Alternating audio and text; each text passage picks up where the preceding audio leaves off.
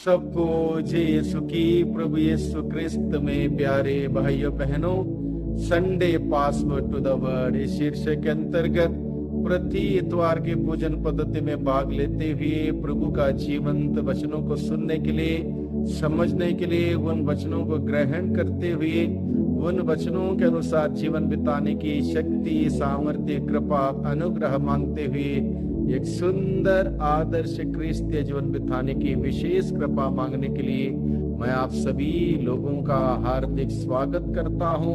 पास्का काल के चौथे इतवार की पूजन पद्धति में भाग लेने के लिए हम सभी तैयार हैं, भाग ले चुके हैं या भाग लेने वाले हैं। तो आज के पास्का काल के चौथे इतवार की पूजन पद्धति में प्रभु का वचन हम सबों के सम्मुख, प्रभु मेरा भला चरवाहा है, इस विषय को लेकर हम सबों के लिए मनन चिंतन करने के लिए, उस चरवाहे के अधीन होके जीने के लिए और चरवाहे की बात सुनने के लिए, मानने के लिए और उसका अनुसरण करने के लिए हम सबों को बुलावा देती है। भाइयों बहनों, हम आज के इस पूजन पद्धति को हम लोग समझने के लिए 7 अलग अलग बिंदुओं पर मनन चिंतन करें। 7 बिंदु चरवाहे के उस सद्गुणों को लेकर और 7 बिंदु भेड़ों के कर्तव्यों को लेकर हम लोग समझने की चेष्टा करेंगे। सबसे पहले हम समझते हैं चरवाहे के वो सद्गुण। चरवाहा कौन होता है? चरवाहा अपने भेड़ों से प्यार करने वाला होता है। चरवाहा अपने भेड़ों से बेहद प्यार करता है। जब वो प्यार करता है, अपने भेड़ों के लिए कुछ भी करने के लिए तैयार हो जाता है। उनकी देख रेख करना, खिलाना, पिलाना, पालना, पोसना, हर प्रकार की जिम्मेदारी वो बखूबी निभाता है। वो है चरवाहा। दूसरी बिंदु में हम लोग मनन चिंतन करते हैं, चरवाहा अपने भेड़ों की देख रेख करता है।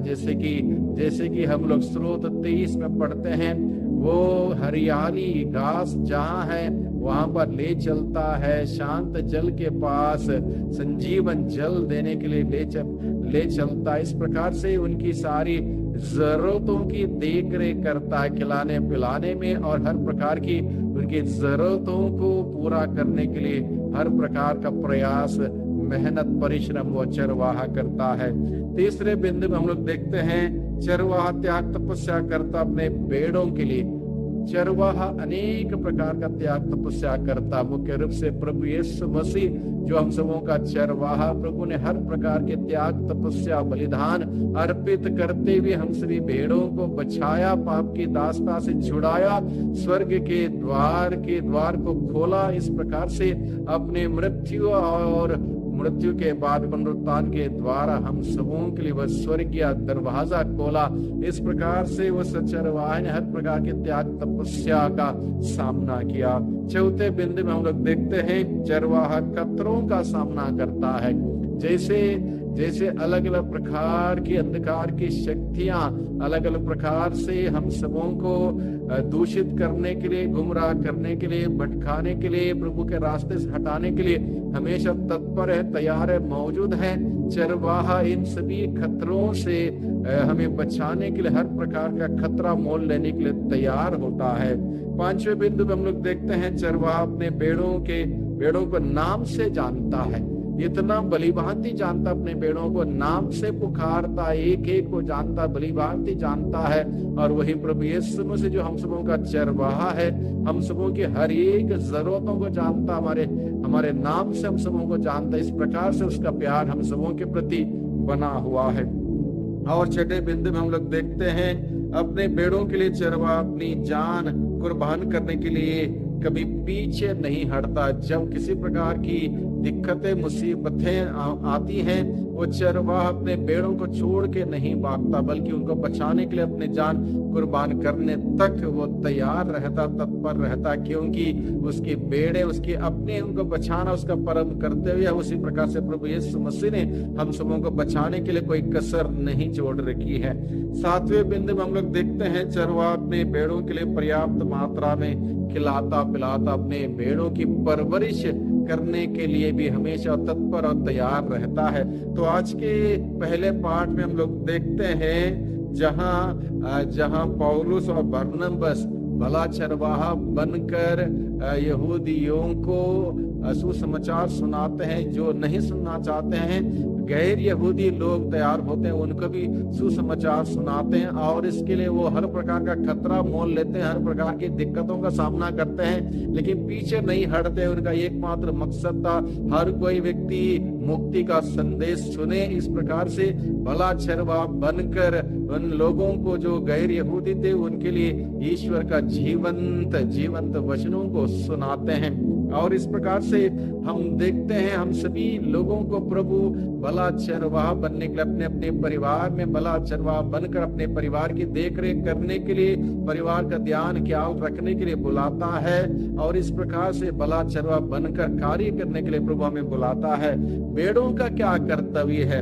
भेड़ चरवाहे की आवाज सुनती हैं। चरवाहे की आवाज सुनना भेड़ों का कर्तव्य है। चरवाहे का अनुसरण करना भेड़ों का कर्तव्य है। चरवाहे को जानना, भलीभांति जानना, चरवाहों को बड़ी भांति जानना भेड़ों का कर्तव्य है। और चरवाहे की अधीन रहना भेड़ों का कर्तव्य है। चरवाहे पर भरोसा रखना भेड़ों का कर्तव्य है। चरवाहे से जीवन पाना और उसमें जीना भेड़ों का कर्तव्य है। चरवाहे में भेड़ें जीती हैं, क्योंकि भेड़ों का जीवन चरवाहे की मेहरबानी पर निर्भर है। यानी कि हम सभी जो भेड़ों की जगह पर है, उस चरवाहे पर हमारा जीवन निर्भर है। एक एक पल हम सबों का जो जिंदगी का है वही उस चरवाहे की मेहरबानी पर टिका हुआ है। इसलिए आज के दिन में जब हम सभी लोग इस बात पर विचार करते हैं, प्रभु यीशु को हम धन्यवाद दे जो हम सबों का भला चरवाहा, हम सबों की भलाई के लिए अपने प्राण देने के लिए वो हमेशा तत्पर है, तैयार है। हम सबों की देखरेख करते हुए, परवरिश करते हुए हम सबों को सही सलामत रखने के लिए कोई कसर नहीं छोड़ते। इसलिए आज के दिन में जब हम सभी लोग पास्का काल के चौथे इतवार की पूजन पद्धति में भाग ले रहे हैं, प्रभु मेरा चरवाहा है, इस बात को हम समझे, जाने, उस चरवाहे की आवाज सुने, उसका वचन सुने, उसका अनुसरण करें, उसके अधीन रहें और इस प्रकार से एक सुंदर जीवन हम सभी जिए। वो चरवाहा निरंतर तत्पर है, तैयार है हम सबों के लिए इंतजाम करने के लिए, हमारा ख्याल रखने के लिए, ध्यान रखने के लिए। इसके लिए उसके अधीन रहें, उस पर भरोसा रखें। जो प्रभु पर भरोसा रखता है, जो मेरा चरवाहा इस बात को स्वीकार करता है, उस प्रभु को, उसको किसी बात की कमी नहीं रहेगी। इसलिए भाइयों बहनों, आज के वचनों के अनुसार हम उस चरवाहे के अधीन रहें, उसके अधीन जिए और वो चरवाहा हम सबों को चरागाह पर ले चलेगा, शांत जल के पास ले चलेगा, हमारी जिंदगी के सारी जरूरतों को पूरा करेगा और हम सबों को बहुतायत का जीवन देगा। वही प्रभु हम सबों को अपनी आशीष और बरकतों से भर दें। सबको धन्यवाद, सबको जय यीशु।